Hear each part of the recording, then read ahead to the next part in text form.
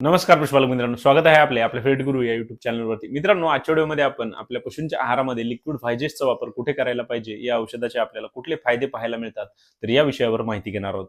मित्रांनो, आपल्याला एक लिक्विड फायजेसमध्ये त्या ठिकाणी विविध प्रकारचे विटॅमिन्स दिलेले आहेत, मिनरल्स दिलेले आहेत. यामध्ये आपल्याला अमायनो ऍसिड आहेत, यामध्ये इलेक्ट्रोलाइट आहे, यामध्ये आयर्न दिलेले आहे, यामध्ये आपल्याला त्यासोबत एनर्जी दिलेली आहे.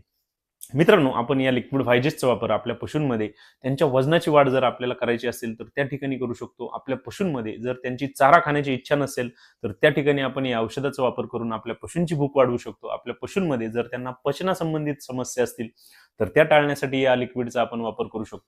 मित्रांनो, आपल्याला आपल्या पशूंमध्ये, खास करून आपल्या शेळ्या मेंढ्यांमध्ये त्यांचे वजन चांगले वाढवायचे असेल तर त्या ठिकाणी आपण अवश्य या लिक्विड फायजेसचा वापर करा.